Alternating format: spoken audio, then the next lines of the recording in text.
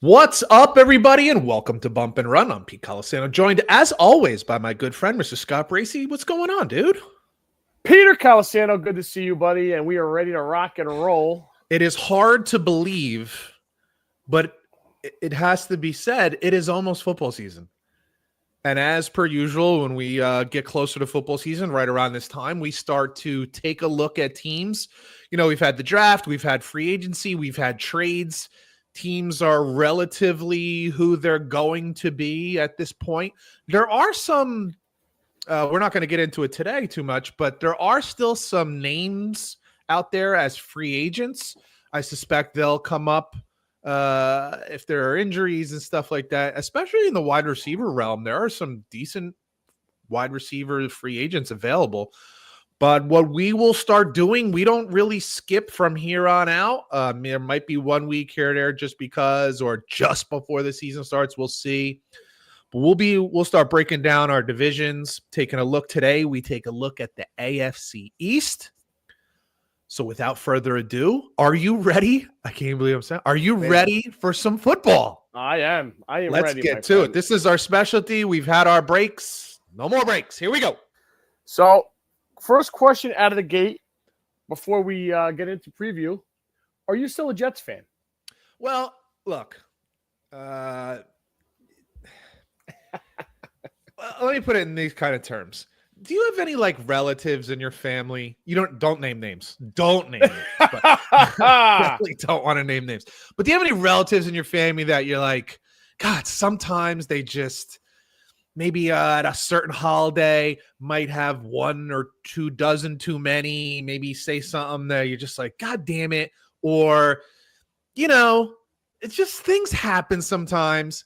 You still love them, but they piss you off and you walk away. You need some space. You know what I mean? And maybe it's in doses or something like that. I could take them for 1 day a week or 1 day a month, but I can't not love my Jets. Right? I can't not love my Jets. But what I try to do, and I am still doing it, is I try not to invest too much energy into them. Now, the reality is, if they were to somehow start out 3-1, oh, he's back.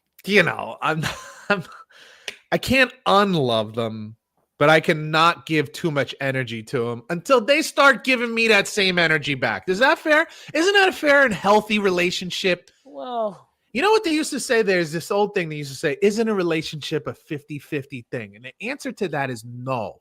It's you give 100%, I give 100%. And the reality is, for most of my 52 years now, by the way, as of this past Sunday, I have given more to the Jets than they have ever given to me, at least in my lifetime. This is fair. So I'm just saying, hey, when I start to see you give a commensurate amount of energy, then I will give the same.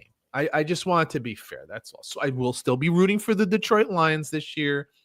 But I want the Jets to do well, for sure. Of course. All right, well, let's start with I just won't live and die with them on a weekly basis. That's all. I can't do it. I don't think you got to worry about 3-1 either yet. We'll see. You're probably right. All right, let's start with those New York Jets. They drafted offensive tackle Armand Membu from Missouri. Love it. First round. I'm just going to give notables here as we go along through this so everyone knows. Tight end Mason Taylor out of LSU. Love it. Agreed. And then a safety that I think snuck through the cracks a little bit because of a little bit of his size. Malachi Moore out of Alabama, who was a tremendous player, played for a tremendous coaching program. Love it. And now you put him with Aaron Glenn. It's kind of hard not to like that. Yes. In free agency, they added quarterback Justin Fields and not too many other things other than that on the addition side. Yeah. On the subtraction side, they lost a ton. There was a number of them. And quarterback Aaron Rodgers, you may have heard of him. Wide receiver Devontae Adams and wide receiver was the other guy from the Packers? Lazard. Yep, Alan Lazard. Thank you. Linebacker Hassan Reddick and defensive tackle never really Javon gave them Kinlaw. anything anyway. I agree. Offensive tackle Morgan Moses, who's a huge loss. Cornerback DJ Reed, which is a big loss, and defensive tackle Solomon Thomas, who had more of a pulse with you guys, I think they did with the 49ers. Yes. And CJ Mosley. And CJ Mosley, correct, on retirement.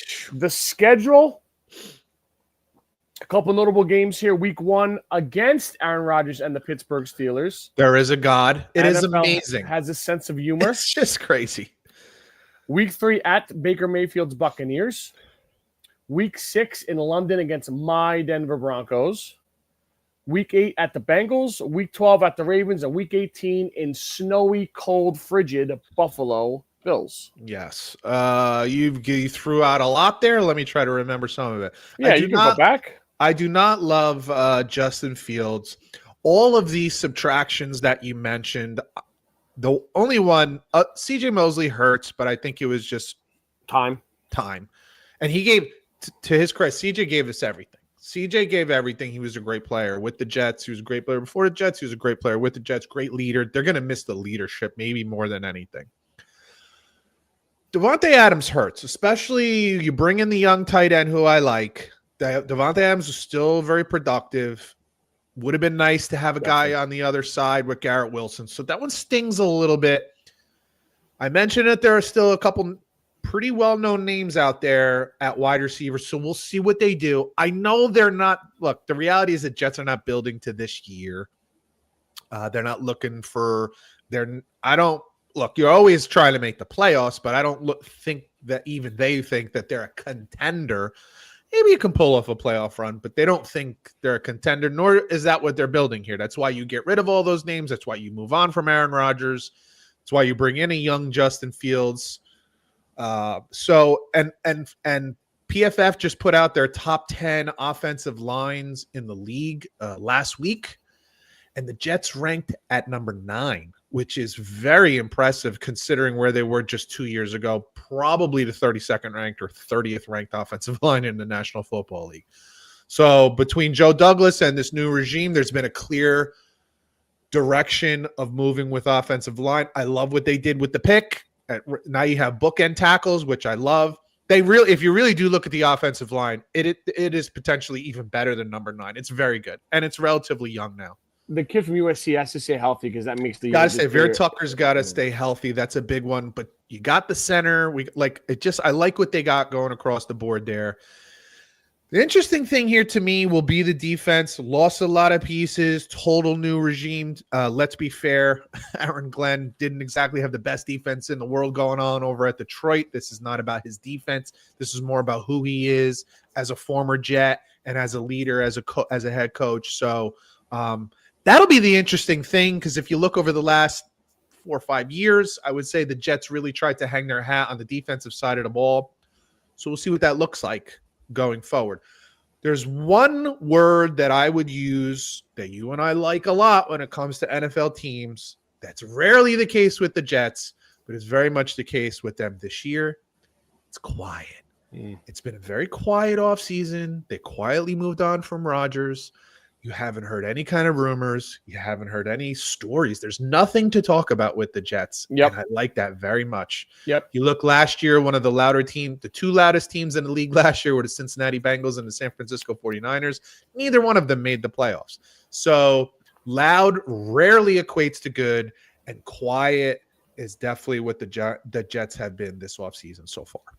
And the Bengals are loud again, and so are the loud Steelers, again. Yeah, right. So we'll see. We'll take a look this year as all the teams. Who's quiet, who's loud, who's quiet this year.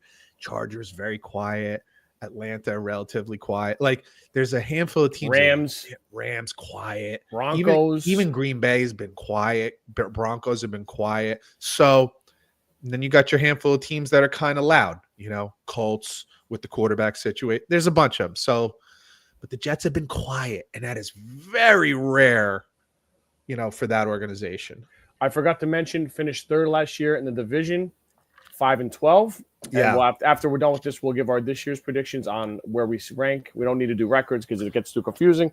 It's really nauseating to think that 2 years ago with Zach Wilson as quarterback, they were more successful than they were last season with Aaron Rodgers at quarterback.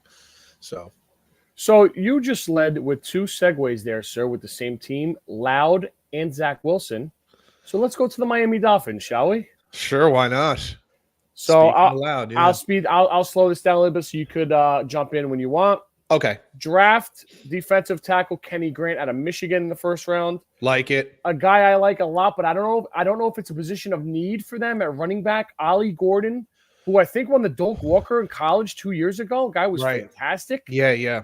6th-round pick. You know, the guy's got talent. I just think that room is very busy right now. I don't understand that. And they added running back Alexander Madison, which is funny, but they lost Raheem Mostert. So they added linebacker Willie. He Gay had, Jr. by the way, let me interrupt you here. He had some not so lovely things to say about the Dolphins on the way out. So that speaks volumes. So I think when they traded the tight end to Pittsburgh, he went on Twitter and goes, "Yeah, when that produces for Miami, they fucking get rid of." So yeah, exactly. Willie Gay Jr. linebacker, I think, is a little bit past his prime, but was good once upon a time for the Chiefs. They lost safety Javon Holland to the Giants. I think that's a big loss. Good player there. I mentioned Mostert. Wide receiver Braxton Berrios, a little slot guy, very, very competent player, but I don't think it's a huge loss for them, especially the way they play offense. Yeah. And this is a huge one. I always think we believe in this. At center, Liam Eichenberg from Notre Dame was there a while. I think anytime you lose a center, it always, especially with Tua, with his injury history, it scares you a little bit there. A lot. Yeah. And that's a position, I don't know if people know this or not, but that's a position that calls out blocking assignments, depending on how the front seven is lined up. So your defensive line and defensive linebackers, your center comes out, takes a look, and kind of makes a call. The linemen know where they're blocking, but the center a lot of times will make a call so that all the offensive linemen are on the same page on which, who's got who. Okay. So that's a big one because that's like, starting fresh with a new point guard. That's a tough one. And to your point, maybe more than anybody in this league,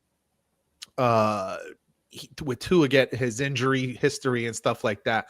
Only thing I could say with that part is that Mike McDaniel has always done a very good job of getting the ball out of Tua's hands very quickly. He runs into problems when he holds on to the ball too long. Yes. And, so McDaniels does a really good job of getting the ball out of his hands quick. So we'll see how that goes. I forgot to mention second in the division, 8-9 last year. Notable games on the schedule. Week 3 at the Bills.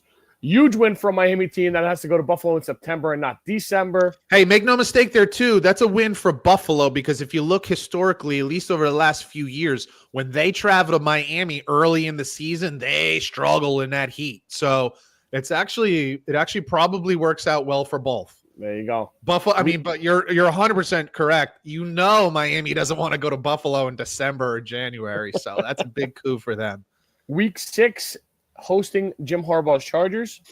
Week 9, hosting the Ravens. Week 11, hosting the Commanders. That game against the Chargers is fascinating because you talk about the dichotomy of two different types of philosophies. You got Miami, who's very finesse, very dink and dunk, throw the ball, move quick. And then you got Harbaugh's Chargers that is, clearly, I'm sure we'll get to them in a couple weeks. They're establishing that Harbaugh style of hard-nosed, run the ball, grind it out, beat your opponent to a pulp. So that'll be a very interesting, matchup of two very different styles. And this is where it gets tight. Week 15 at the Steelers. Week 16 hosting the Bengals. And Week 17 hosting the Buccaneers. So if the Dolphins are hanging on by a thread up to that point, they're going to be in for a battle down the stretch the last couple of weeks there. Yeah, I definitely have some concerns with the Dolphins. They lost a lot of players. Look, when you're paying your quarterback, this is a similar situation to what we see in Cincinnati, right? You're paying your quarterback $50+ million, and you have two wide receivers that are more expensive. I don't know the exact numbers on Waddle and Tyreek Hill, but they're in the 25+ to 30+ range, which is a lot for 3 players. And their struggles have been on the defensive side of the ball last year, maybe more than ever. And they lost even more on that side of the ball this year. So they did pick up, correct me if I'm wrong, Minka Fitzpatrick from the Steelers in the trade. So that'll help.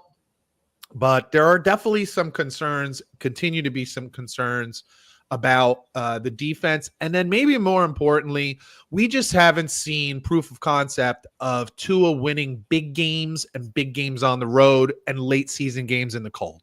We just haven't seen that at all.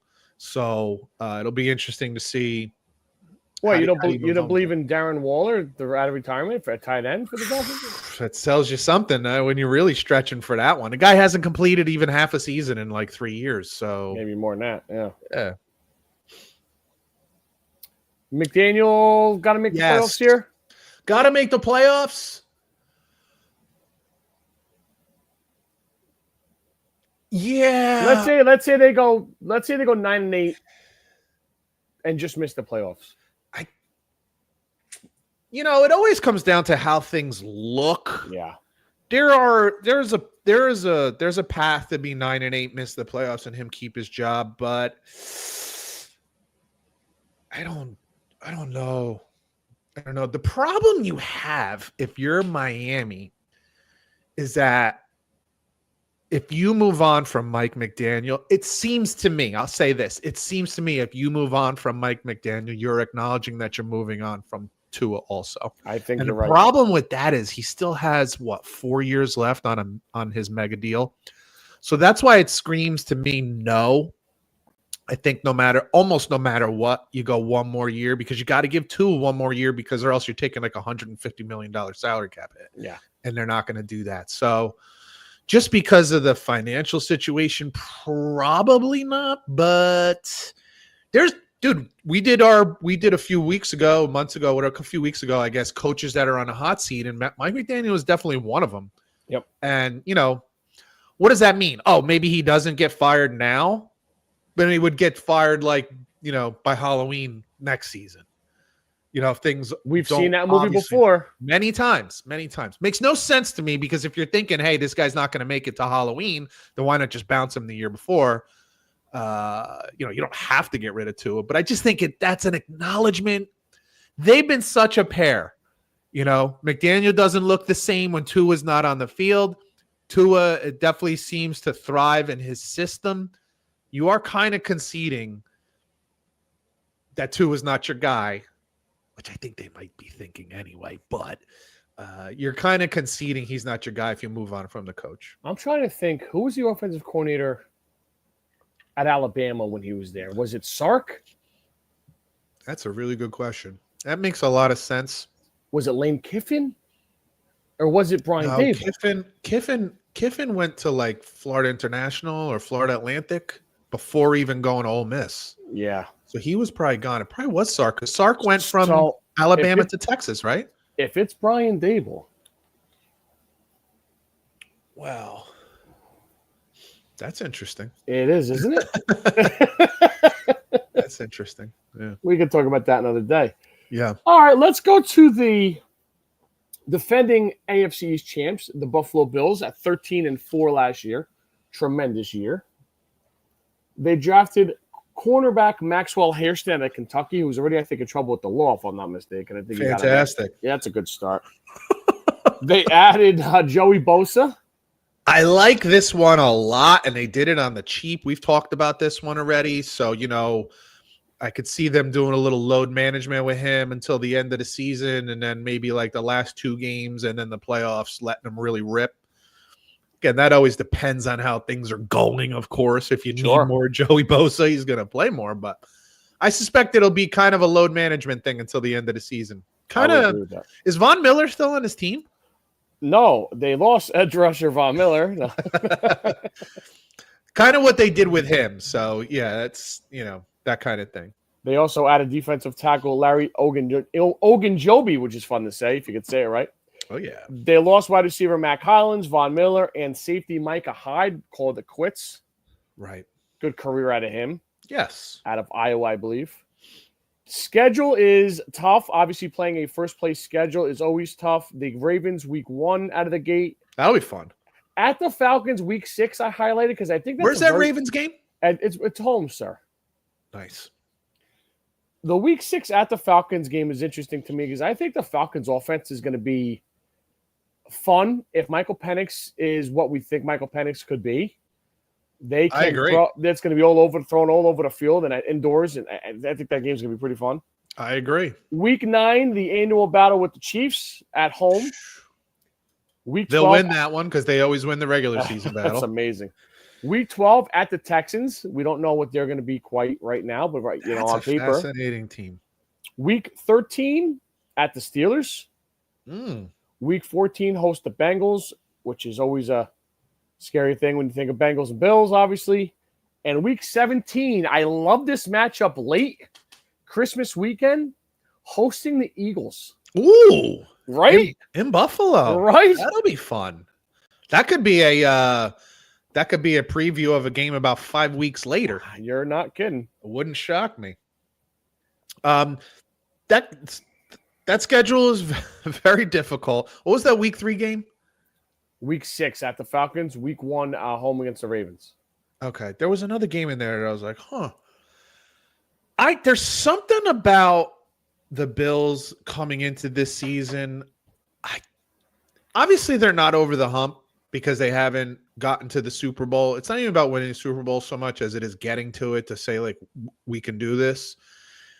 I just feel like there's something about this team that, like, I don't know, learned something from last year, gained something from last year, figured something out last year. I'm not exactly sure how to put it. They're a much more balanced attack. I do think they're having some problems signing Cook, their running back right now. Am I correct about that? Yes, you are. They'll get that figured out. But there's something about this team. If they can keep it together on the defensive side of the ball, this is a very dangerous team. And the timing is right for them because obviously the rest of the division is not blowing Ankani's socks off. So this is a very much like if you think of how New England did it for so many years, Buffalo, the Jets, and Miami were bad. You know, it helps when the rest of the teams in your division are not very good. You don't have to, you're not, spending that much energy on the rest of your division. We talked about some of the other divisions, whether it be the AFC West, the NFC East. It's tough. It's tough just getting through your division. I don't think that's the case. Look, it's the NFL. All games are difficult. I don't mean it like that, but this is definitely, of all the, like top teams in the NFL, do they have the easiest division of all of them? There's an argument to be made there, that they do. So I got a feeling that this could be a really good get to the Super Bowl year for the Bills. Would you like Josh Allen to have more weapons, though? I would like him to have another wide receiver. It's a little thin. But, what they've done over the last 2 years is try to run the ball more, use more play action. It has helped. It has definitely worked. And let Josh Allen do Josh Allen things, but just do it less often. Like, it can't just be a Josh Allen show 24/7. It's got to be a mix, and they've done that. I would like to see them have another wide receiver in there, but yeah. It is what I mean, they got. I would have said the same thing last year, and they did just fine. So Amari Cooper is on the tail end. Yeah. Shakur is just a good player, but a smaller fella. I do like him, though. Keon Coleman, I don't know anything. We'll see. Year 2, he showed some glimpses last year, and he also disappeared at times. So, you always got to remember, like, wide receivers, well, any rookie in the NFL, I look at the end of the season and I say, they're like 5 games past where they were as a college kid last year. Right. When it comes to how many games they're playing, what part of the year they're still playing. And you think even if you make like the playoffs or a bowl game in college, you go like almost the entire month of December without playing a fucking game. You know what I'm saying? Like you get quite the break. And that's just not the case in the NFL. So Coleman showed some glimpses last year. I liked what I saw at times, and he disappeared at times. Let's see if he grows. I like the coaching staff. I like the quarterback, so I suspect he will grow, but we'll see. You make a good point with that one, though. 2 tight ends with Knox and Kincaid. Kincaid has yet to show the Utah Kincaid that we fell in love with. Knox hasn't been good since Kincaid's got there, so I don't know what the hell's going on there. It's like, so we'll see. You're right. So the question for you is, we've talked about this. Is the head coach, does he have some strange pressure? I mean, for a team that went to the AFC Championship game last year, like, does he have pressure on him? I think to the general public, it's more pressure than I think in-house. If that makes sense. I kind of agree with you. I think there should be some more pressure on him, though. At some point, you got to take the next step. And I think we've been at this point for 3 years. 3 years. New stadium on the way. Yeah. So the funny thing is that I think he'd almost be better with like a 10-7 first round of the playoffs loss because of weird things going on, then going 13-4, going to the AFC Championship game and losing again. Like, I think it would actually be better for him if things were a little funky, they didn't go well, 10-7, still make the playoffs, first round exit, as opposed to same old. You know, like Yep. didn't get it done again. That sounds weird, but that's kind of what I think about it. Agreed. The last team, the New England Patriots, who finished 4th and 4-13, and was very ugly for a lot of the season. They were devoid of talent in so many areas. At head coach, they replaced their head coach with Mr. Patriot Mike Vrabel. Yep. Like that a lot, by the way. That's a agreed. big deal. Big deal. Agreed. They drafted big tackle Willie Campbell out of LSU in the first round. Running back Travion Henderson out of Ohio State, who I like. Who was also basically fresh because he had 2 years of splitting carries at Ohio State, which is nice. That's a big deal. To make no mistake, that's a big deal. There's a lot of tread on those tires. So they added wide receivers Mac Hollins and Stephon Diggs. Stephon Diggs is interesting, coming off of an injury. We'll see how he plays. You know, he usually does well when he first gets to a certain place, and then he rubs people the wrong way. This is too, you know, he got bounced by the Bills, got bounced by Houston. That's starting to become and also traded from Minnesota. Well, that's true. Yeah. So, you know, you could look at that from Minnesota and say, like, well, they had Jefferson, and they didn't have Jefferson when they traded him, I don't think, right? He wasn't there yet? Or was that? I thought that was after Jefferson's rookie year. Oh, maybe. I'm not sure. I can't lock that. I'm trying to be nice here. I'm trying to say, like, hey, they just were looking forward and said it's time to move on. But you might be right. But it's becoming a thing, and but usually he does well when he first gets to a place. So all the guys do that, right? You want to show good, but then you kind of go back to who you truly are. And I like Stephon Diggs. I don't want to sit here and say, like, I think he's a bad guy. He's a hard worker. One of the things he does that I absolutely love, that I wish more guys, especially wide receivers and quarterbacks in the NFL, would do. Do you ever watch, like, pregame? He's always having a catch with kids in the stands. Yeah. A guy like that is always going to be okay with me with all the other bullshit. All that other stuff is a lot of behind-the-scenes stuff that I'll just sit here and say, I don't know everything, you don't know everything, we don't know everything. It doesn't always look good. But when I see a guy who's making, you know, 20 million, 25 million, having a catch every fucking week with a kid in the stands, I'm sorry. I like that. I just like it. Like, there's what that says to me. I don't know. Maybe this is corny. I have no idea. But what that says to me is, like, he still understands that he's able to do this because of the people that come and watch.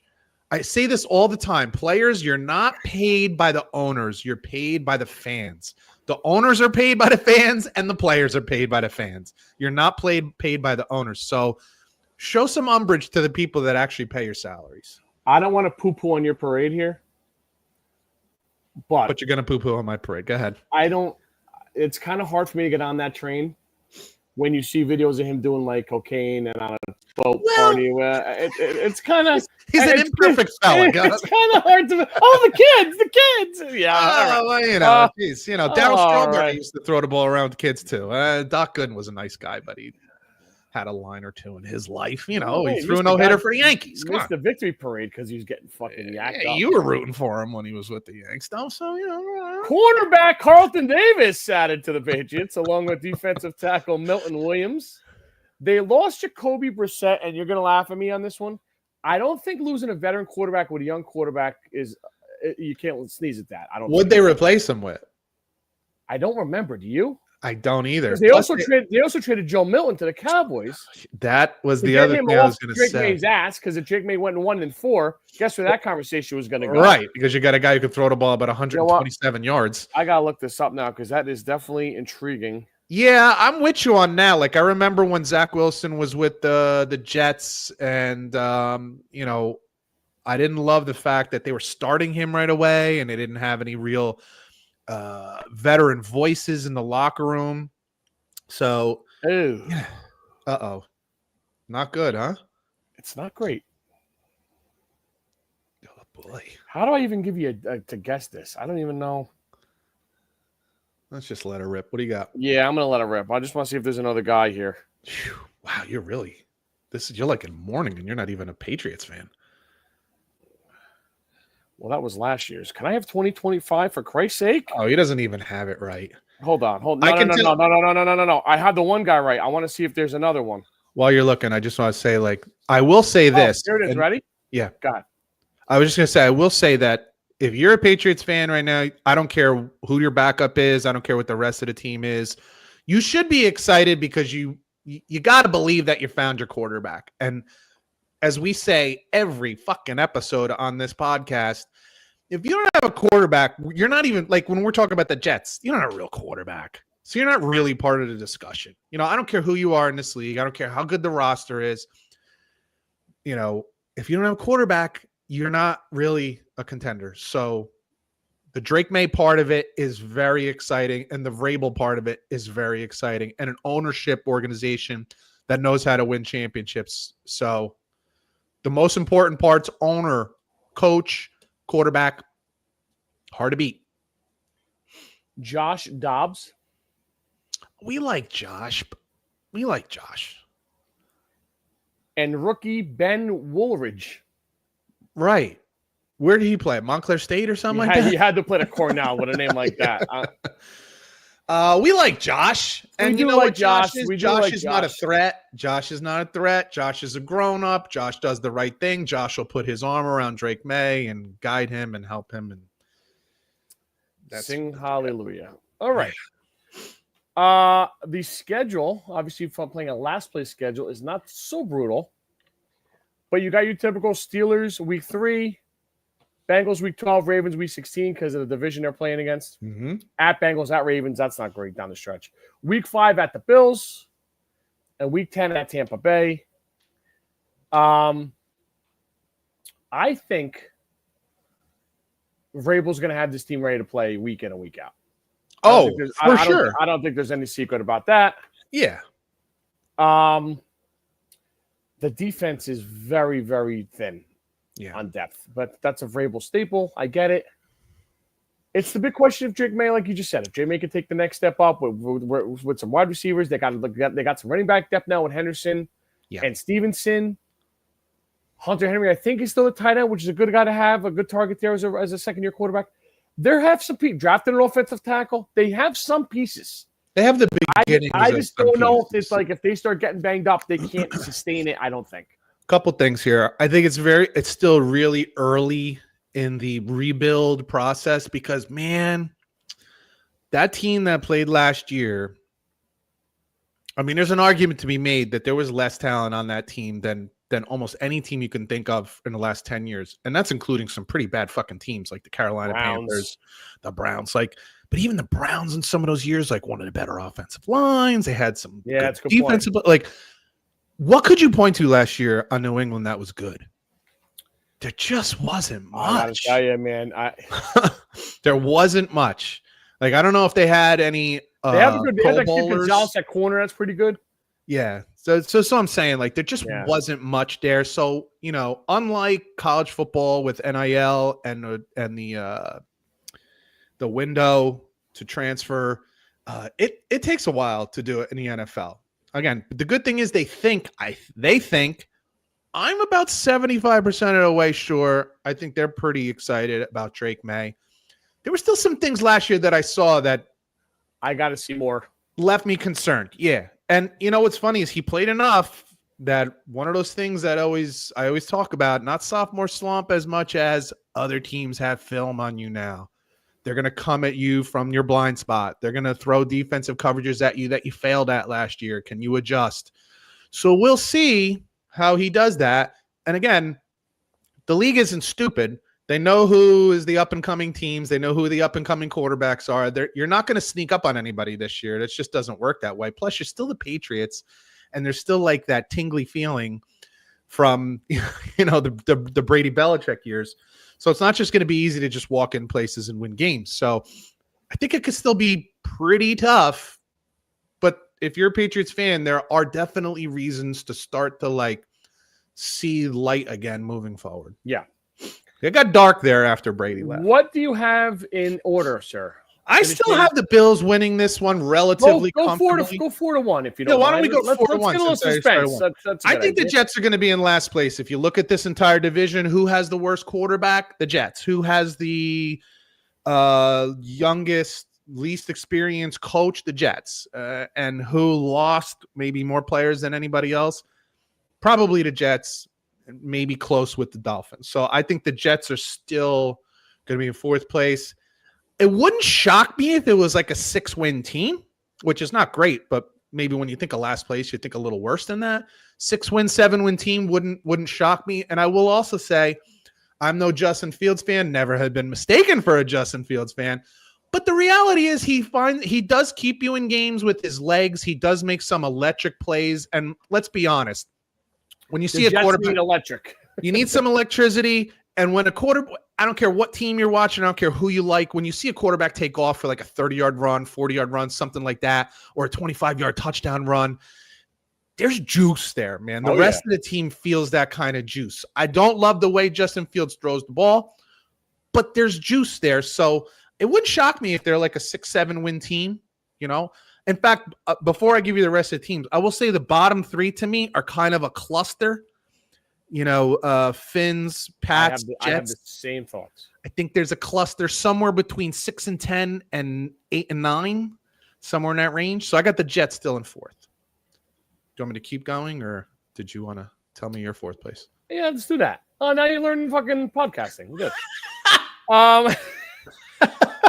You're going to be shocked. This one, I have the Jets in fourth place. No way. I think I need to see. I don't love Aaron Glenn as a head coach yet.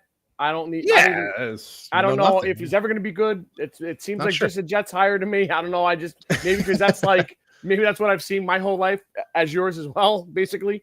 Yeah. I don't hate the Fields move, like you said. At least it's relatively cheap. At least there's a little juice. You got Garrett Wilson. You got some two-headed running backs. You got a young tight end now, a good offensive line. Maybe you'll be in games longer and longer during the season. Correct. And if you look at the beginning of the season last year for the Steelers, they were 4-2 with Fields at quarterback. Now, I will also say there must have been some kind of fucking problem there because they lost 4 in a row with Russell Wilson and he looked like ass and they still didn't go back to Justin Fields. So that concerns me a little. But there were some fun plays to watch and there was some winning that went on. So, and he's relatively cheap on a 2-year contract, which is fucking brilliant. So that side of it, you have to like the economics of it. I'll start with this one with third place. I have the Miami Dolphins. Interesting. Okay. I think this is the year it unravels. It wouldn't surprise me. They lost so many players. I think if Tua gets hurt week 6, week 7, it's over, Johnny. I don't think Zach Wilson can play on that offense, what Mike McDaniel wants to do. I don't think you could keep Tyreek Hill quiet and happy again with not playing great and not being productive. Yeah. I think that might fall off the wagon. And then he brings Jalen Waddle with him and whoever else, and then the thing's just a goddamn forest fire at that point. Defensive guys, yeah, great. You got Minka Fitzpatrick. You already got rid of him once, and he's now 30-something years old. Yeah. I don't think that's – and a safety in the NFL is, okay, good. When you have a good one, it's great when you have a good defense around them, but you don't have a good defense around them. You're right. So I think this is the year. I think it might be all over for the Dolphins. Okay, so for me, I have the Patriots still in third, although that's an improvement for them from last year. I love the hiring of the head coach. I think just like that, they probably have the best coach in their division, which is a big fucking deal moving forward. If we're also correct in that they have their quarterback of the future in Drake May. So that combination is fantastic. I just don't think it's time yet because if you look at the rest of the team, the players that you're most excited about are mainly rookies and second-year players, and there wasn't a lot to work with last year anyway. So I think there's still a lot of problems there. And then I'll just keep going with the Dolphins in second. And the main reason is I just think offensively, roster-wise, between the quarterback and those receivers, they're so deadly. They're so dangerous. And I'll say up until, like December or mid-November, and then if they're in Miami later in the season, and assuming Tua is healthy, which is a huge assumption, which you shouldn't do, but They are dangerous on the offensive side of the ball, and I just don't think the Jets or the Patriots are that dangerous just yet. I have the Patriots at 2 because I think, kind of what you said, I think it's a clusterfuck all the way around. I think you can have either like Jets at 5-12, 6-11, 7, whatever like that, in whatever order. Yeah, I think it's going to be very nasty around that way. And I think with coach, young quarterback, defensive scheme, easier schedule, I think maybe New England can sneak in that second place. Sure. And again, it'll be a 6, 5, 7 game difference between first and second. Correct. Let's not kid anybody here. In the end, that's what I see. I see like you can put him in as far as I'm concerned, you can put him in any order that you want. But between the Dolphins, Patriots, and Jets, I see like 6 wins, 7 wins, 8 wins. Yeah. Flip them any way you want. Yeah. It means you miss the playoffs. It means you're not happy. Maybe if you're just looking towards next year, you'd rather have the 6 wins so you get a higher draft pick. Which then means that the Bills win the division again, assuming health, assuming Josh Allen doesn't get hurt. They should win it, and I think they'll win it running away again. They 13 wins. It wouldn't shock me if it was 14 wins, to be honest with you. Not much out on that. I think they've drafted well. The free agents that they've picked up and let go have not hurt them either way. Correct. They've done a great job with that. They really have. Joe Brady, offensive coordinator, I think he's a budding star as a head coach, maybe in the future. Got interviews 2 years in a row. Yep. I think it's just the Bills to lose, and I think if Allen's healthy, I think it's a no-brainer. Dude. Absolutely. And I do, there's so many assumptions this point in the season, and we always put out the caveat of health, but I feel like the Bills elevated from last year. I really do. I feel like they learned something, like they were right there. I think so. I think they're a Super Bowl team. I really do. Scotty, I had messaged you and said I wanted to go over quarterbacks. We always talk about coaches, but I wanted to talk about quarterbacks that might be on the hot seat. And what I mean by that is simply more pressure. We use the term hot seat just to mean like you might get fired. And a lot of these guys aren't necessarily going to get fired because of their contracts and stuff like that. But hot seat just meaning is there pressure on them. So I'm going to give you some AFC quarterbacks, and you tell me 1 to 10, 10 being on fire. How hot do you think their seat is and why? And you can tell us why. Okay. I have 6. If there's any others that you can think of after I'm done, by all means, let's talk about it.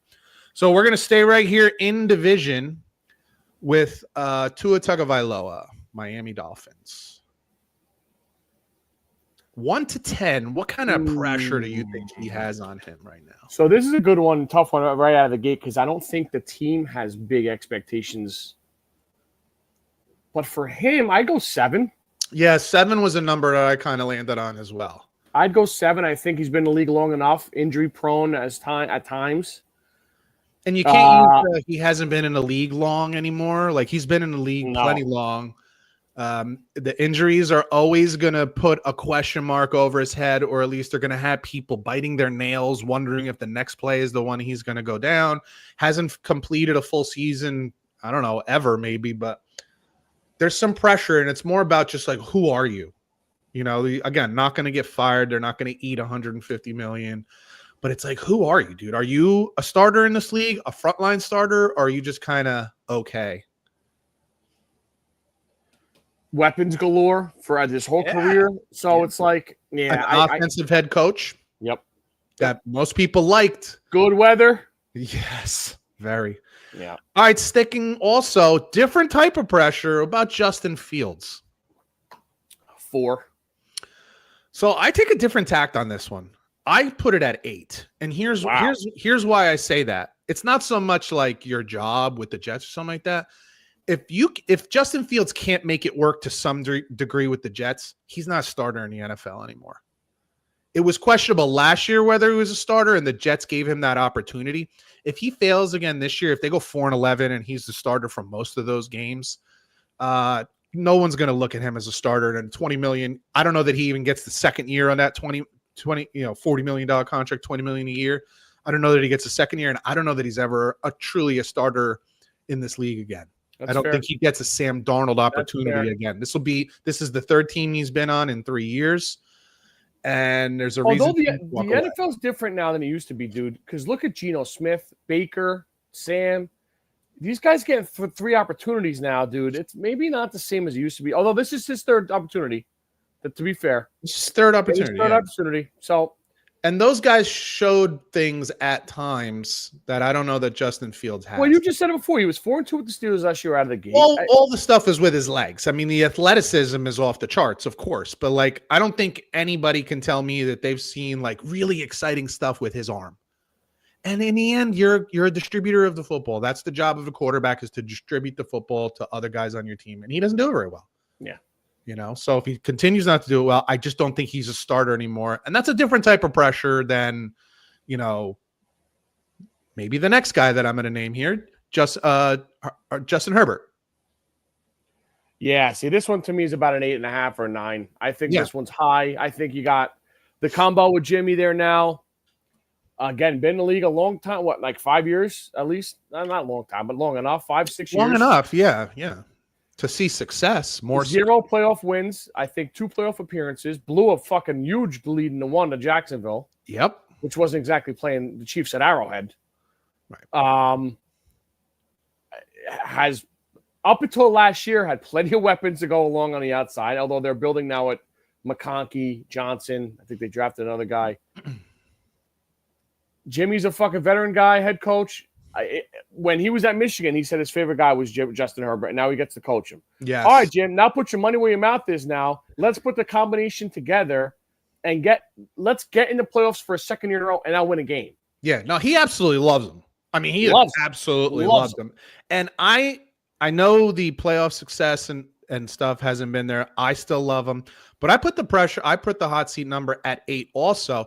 And it's more just about chatter, right? Like, you're not getting rid of Justin Herbert. You're not moving on from him anytime soon.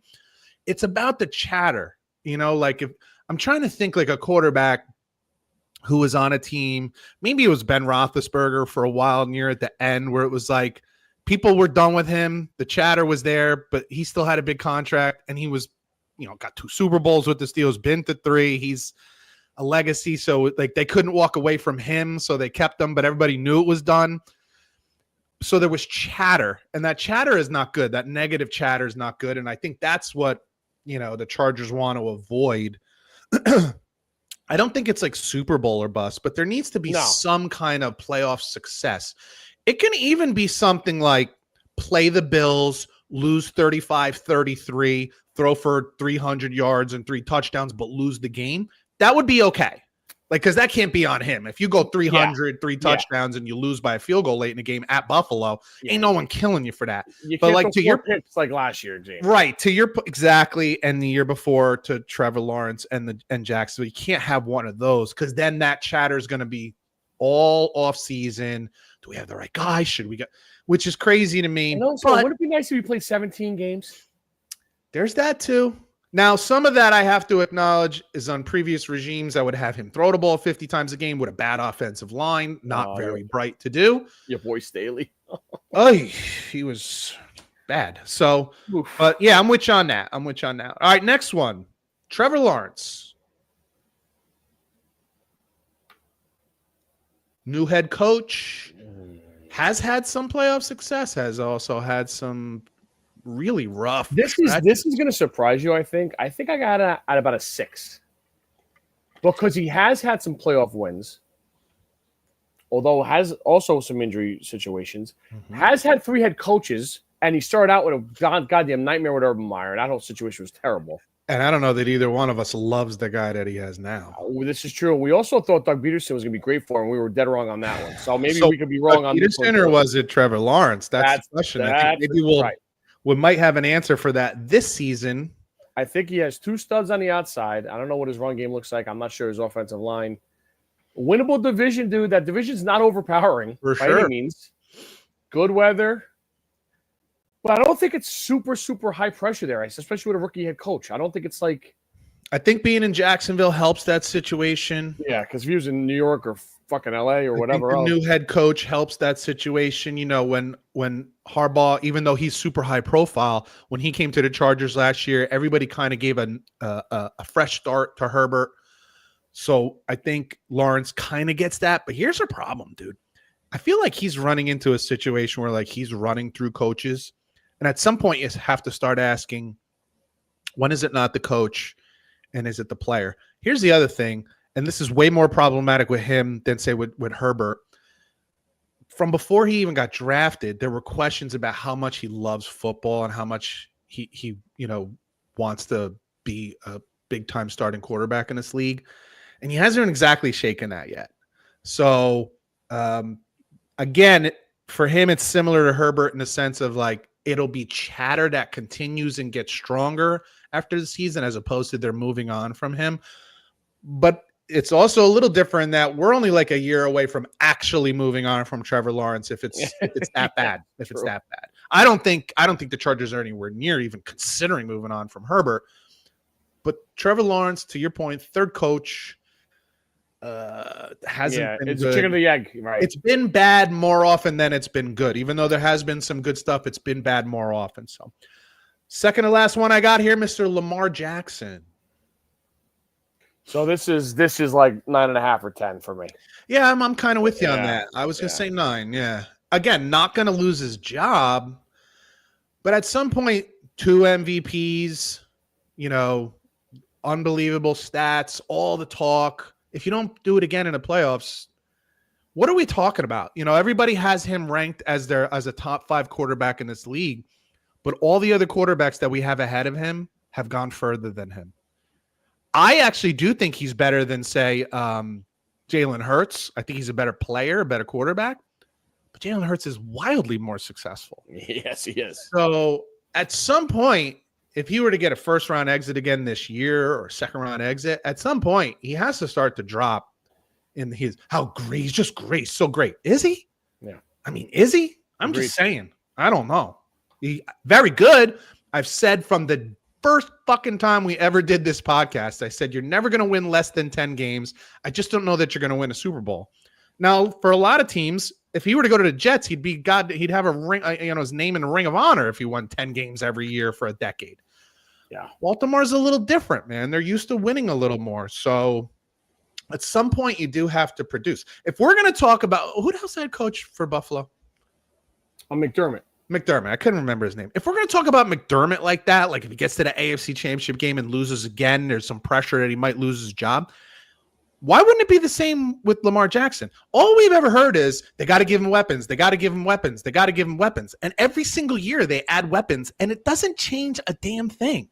It looks exactly the same as it did the year before, and it ends exactly the way as it did the year before. So I think it's a 9 in the sense of the dust will start to settle and the shine comes off. The glow isn't quite there anymore. You can't keep talking about him as just this amazing player when he doesn't produce. So I think that's a different kind of pressure. Mm-hmm. Last one for me is we're going to head out to Indianapolis and Richardson. It's already looking like he lost his job there. Daniel Jones is probably going to start. This is a very different kind of pressure from anybody on this list. I mean, he's still on his rookie deal. The problem is you have a guy here who everyone is questioning if he even is wants to be there in the league and if he wants to be there. That begging out of a game on the goal line will never go away. I think the only way that ever goes away is if he actually wins a Super Bowl. But there's so many there's a lot of odd things with him, man. Yeah, we talk about this every year when it comes to around the draft. People love to say, "Oh, look at him! Look at the build! Look at the arm strength! Look how he's 240." Bro, the guy's never thrown for 60% completion percentage in his life. What would make you think it would happen when he's at the toughest level that he's ever played at? And then when you take into consideration the injuries and stuff like that, what kind of pressure do you think is there? So I think this might make your point even more. I think it's like a 3. I think it's kind of low also because I think they've kind of moved on from him already mentally. Now look, Daniel Jones is no stud. Daniel Jones has been injured before. If he gets hurt, Richardson comes in, plays his ass off. Suddenly his name is back in the game. It's like we're ready to give you another chance. Maybe put that work in. But and the crazy thing is, ain't no one signing him as a starter. He's No. already No. further back than Justin Fields. We put some pressure on him, or I put Yeah. some pressure on him as far as being a starter in the NFL. I think Richardson will already be done as a starter. Can I throw a couple at you? I would love to hear him. AFC only. Josh Allen and Joe Burrow. What do you think there? 7s? So Joe Burrow, I don't think there's almost any pressure. I think there's pressure on both of them just because of expectations. Right, but nothing like. But I don't know that it's on them. Let me change that. I don't think it's on Josh Allen directly. I do think there is. So, you know what? Here's why. Josh Allen doesn't say shit when it comes to personnel stuff. Right. Joe Burrow was very loud this offseason about having both of his guys back, and they're both making 30 plus, along with him making 55. You got $110 million wrapped up in a quarterback and 2 wide receivers. That's on you, dude. Yeah. If you're wondering why they can't sign Hendrickson, it's because you got 60 mil wrapped up in 2 wide receivers that you insisted on. Joe Burrow insisted on signing those 2 guys. So if you're looking for where the hell the money's coming from or where it went, that's where it went, and that's on you. And now you need to put up 35 points a game.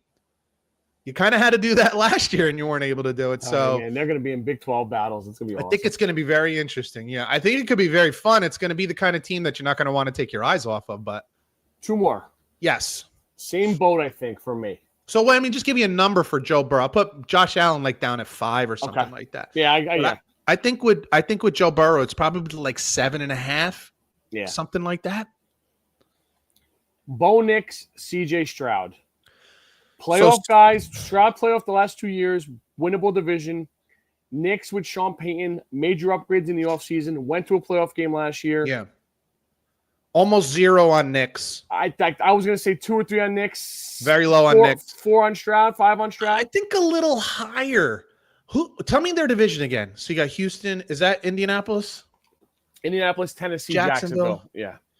I think it's a little higher for CJ Stroud because you can't take a step back.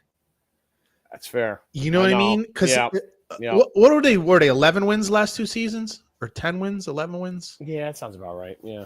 If they drop down to 9,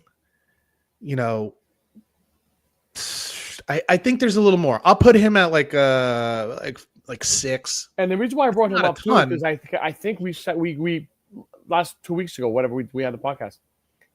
It's Nico Collins and he got rid of Stephon Diggs. Dell's out for the year with the knee, the leg. The whole Joe Mixon's not a spring chicken at running back. Right. I think there's I think it's CJ Stroud. If Houston goes 9-8. You're going to hear like some what the fuck whispers. Like, what happened? What's going on? This guy's better 2 years ago. This guy's better as a rookie. You're going to hear that kind of stuff. I say it like that because like I think we're both kind of admitting maybe that's not fair with some. They got rid of Jeremy Tunsil or Laramie Tunsil, however. His brother, his cousin Jeremy. Yeah. They signed him, yeah. I think it was actually a good move. Guy gave up 9 sacks over the last 2 seasons as a left tackle. Not good. Might see some problems in Washington. But anyway, I think if they take a step back, you know how it is. It always lands on the head coach and quarterback. It's just the way it is. I don't think there's any pressure on Bo Nix, like very, very little. Plus, you just mentioned how easy that division is or how soft we'll say that division is. Oh, my God. Bo Nix is in the toughest division in all of football probably, right? Or definitely one of the 2 toughest divisions in all of football. 4 excellent head coaches, 4 really good looking quarterbacks, lots of scary stuff over there. So, I put it more on CJ Stroud. Just want to get your feel. Yeah, absolutely. All right, trivia time. Coming off a beautiful outing out of you. Oh, beautiful. Was that 3-1 or something like that? Would you like to put music on? I believe you were. Did I put music on last time? Did it help? You did. All right, so the music is necessary. All right, this is a all college football trivia question this week. Oh, this should help me. I should do good here. Who is the all-time leader in touchdown catches at Penn State? Do you want to throw a name out first? No. Do you want to? Chris Godwin, Allen Robinson, O.J. McDuffie, Bobby Ingram. Well, as soon as you read those off, my instinct is to go with O.J. McDuffie. But then Or I should say, as soon as I heard OJ McDuffie, I wanted to go to, but then I heard Bobby Ingram. What are the other choices? Chris Godwin and Allen Robinson. Is that the Chris Godwin that's on the Tampa Bay Buccaneers? Yes, sir. Damn, I didn't know he was from Penn State. McDuffie. Bobby Ingram. Damn it. All right. At 31. I can't complain. I went with my instinct, even though, man, fuck. Sucked. Peter, who's the all-time leader in touchdown catches at Florida? Ike Hilliard, Chris Doring, Chris Collinsworth, Jack Jackson.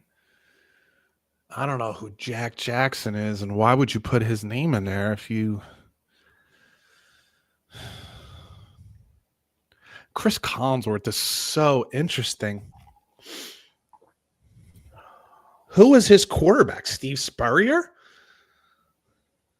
No, I don't think so. Well, maybe. What, 70s? I would think it was the 70s. Yeah, Spurrier might have been before that. I don't know. It's so interesting. When I think of the guys from back then, I just feel like they didn't throw the ball as much as they did moving forward, but Florida kind of did. Spurrier threw the ball a lot. Chris Doring. Yes, sir. Hey! Also with 31. All right, last one. Let's see if you can get above 500 here. Let's go.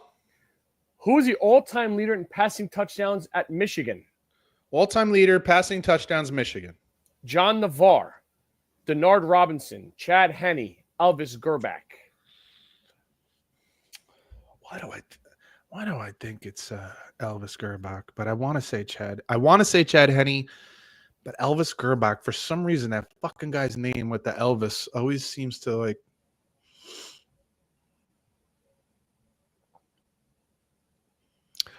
Denard Robinson, was that the dude that like didn't lace up his shoes? Correct. I just don't think he was a starter very long.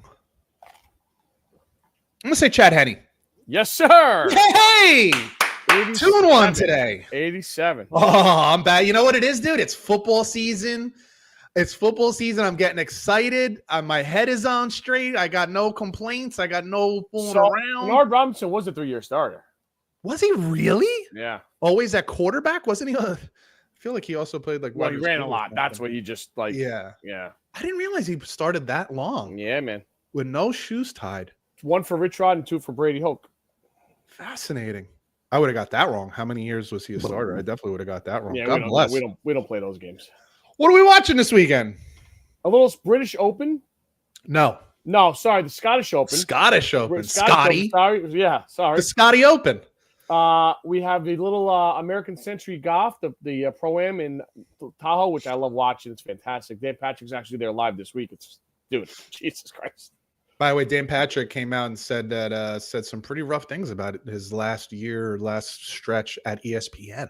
Yeah, that's been no secret if you watch the show. I know. He was very clear about it this time. There's no beating around the bush. Him and Stuart Scott didn't get along. Did you see that? I did not. No. Yeah. Interesting. Yeah, 2 alpha males, and they thought they were. It doesn't shock me. No. I will be watching. I will definitely be watching the Scotty Open. The fun thing about this time of year with the Scottish Open and the British Open, as I will always call it, is that if you're an early bird, it's great for you because I don't care if you get up at 4:00 in the morning. If you go to the Golf Channel, it's already on, which is fantastic. It's a lot of fun, right? Have coffee and live golf. So that'll be a lot of fun. And then on Saturday, we have a fun little Saturday night's main event with WWE. Should be interesting. Bill Goldberg is facing Gunther in a big match. Is Gunther the guy that beat up McAfee? Yes. Yeah. Yes. So a few months back, Gunther got into it with Goldberg. Goldberg's making it like, you made fun of my family. I got to teach you a lesson kind of thing. The match is probably going to last about 2.5 to 3 minutes because that's what Bill Goldberg's matches always last. I don't know if you know anything about him, but it was kind of like spear, slam, scream, pin, done. Like losing or winning? Always winning. Yeah. When he first came up, Gunther's a big dude, man. He's a beast. Yeah. He's actually taller than Bill Goldberg, and Goldberg's like 6'3", 6'4". Goldberg played in the NFL for a little while too, so he's a big, strong dude. But he's 58 years old, which a lot of fans are not happy that we're wasting time on like a has-been coming back for one match, blah blah blah. So I get it. They're all gonna watch. All the ones that they're all gonna watch. What's cool about Bill Goldberg is he came up very, very quickly, and he became like he was like a meteor, dude. He took off, and fans loved him so much that when he was with WCW, he won like his first 150 plus matches consecutive and won the championship. He was just they just had him as a wrecking machine. He just would go in there, destroy people, and then the match was over. The problem became you can't do that forever. Sooner or later, you need rivalries, and he just was never a great wrestler. Yeah. So things got funky, but it'll be fun. It'll be fun to watch. People will talk about it whether they want to see it or not. It'll be a cool thing to watch. The Miz was on Dan Patrick today. He's a fucking fireball. That guy. He's a trip. He's a trip, and he has a huge career after wrestling, which he's getting close to. Because he's a great talker, he does a great job on the mic, and he'll be around wrestling for the rest of his life. He'll never have to worry about work. So, by the way, also name that Pat McAfee is either taking a break or will no longer be announcing Monday Night Raw or pay-per-views for WWE. Really? I didn't see why. I think it's just a lot. Workload, yeah, man. I think it's just a lot, dude. You got the college football season. There's rumors that Pat McAfee is talking about doing his own college game day kind of thing, separate from ESPN. I don't know if that's actually going to happen or not.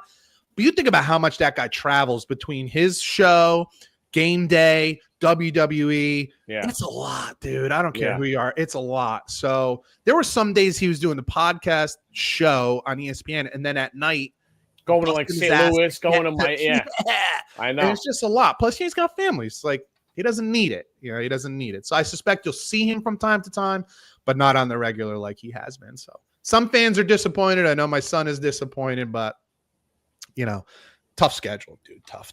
So very cool. For Scott Bracey, I'm Pete Colasano. You've been listening to Bump and Run. We'll catch you guys next week. Later. Oh yeah. Beautiful. All right, hour and change. Yeah, I did shit. I didn't see what it was. Hour and 5 minutes. Dude, do me a favor. Next week, just post it on Facebook. Fucking man, Gano has been texting me nonstop. It's fucking not posted. It's not posted. Doesn't he know to just go to the YouTube? Bro, Pete. Incredible. I'll have that done. This was funky just because of the work day today, but I'll have it done no ahead of time though. But I should have no problem getting this out to you tonight. Awesome, bro. Thank you, sir. All right, dude. Later on. Later.